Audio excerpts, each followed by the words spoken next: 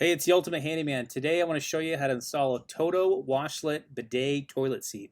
I picked this up at Costco. They sell for around $349 and you can actually pick these up on sale, so look for some deals on these. So this toilet seat bidet has some really cool features. It has warm water washing, so you can adjust the temperature of the water that sprays on you. It has a heated seat with a lot of adjustments. It's great for in the wintertime. It's got a warm air dryer to dry off your undercarriage. It also has automatic air deodorizer. It has this feature called pre-mist where it actually sprays a mist of water on the bowl of the toilet, and that keeps the waste from actually sticking to the bowl. It has a soft close lid and a self-cleaning wand. So the first step, we're going to locate the shutoff valve for the toilet. We're going to put that in the off position. Then we're going to flush the toilet until all of the water is emptied out of the toilet tank. So you're just going to hold it down until you hear the water stop flowing. Next, we're going to remove the upper part of the water supply line to the toilet tank. Put a little catch tray or a bucket underneath that, or even a towel just to catch the residual water that may come out. We're just going to unscrew that and set that aside.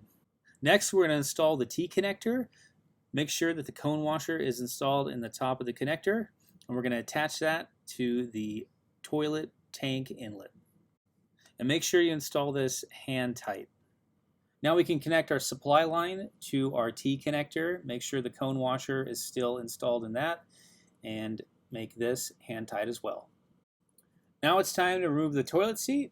So my toilet seat has these two little tabs. You just pop them up, and you can pull the toilet seat forward to remove it. And then all you have to do is unscrew these little mounting tabs. So now we're going to assemble the mounting base plate for the toilet seat. It's got a front and back label on it, so you can't mess up which way it goes. These parts here are the adjusting brackets and the compression sleeves. The compression sleeves kind of act like a nut. You basically push it into the hole on the toilet bowl, and it actually compresses as you tighten up the screw. And then the adjusting plate, you can just move it forward or backwards, and that will align the toilet seat perfectly with the front of the bowl. So now we're going to take our bracket and we're going to push those compression sleeves into the bowl of the toilet.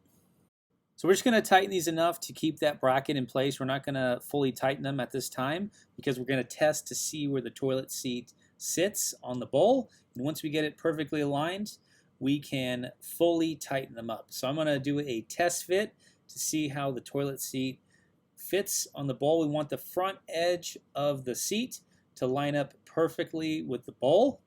So you just have to line up the back, and all you do is push it on. So we do need a little bit of adjustment, so I'm going to make that now. We're going to move the brackets forward a little bit, and we should have a nice alignment with the front of the toilet. It should look just like this.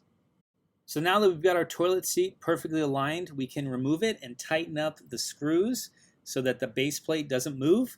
And to remove the seat, all you have to do is push the button on the side of the toilet seat, and that will release it so you can access those screws again. So after you get the toilet seat back on, we're going to connect the supply line from the bidet to the T-connector. And this is just going to be hand tight. Snug it down. Make sure all your other connections are nice and tight.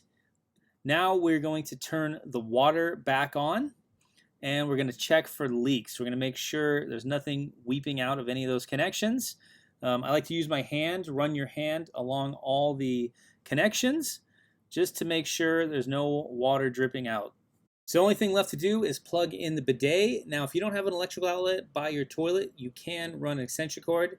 Make sure it's plugged into a GFCI protected outlet.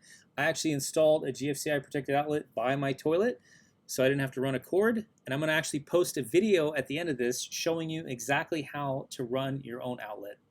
Now all we got to do is test it out, see if it works. Got it.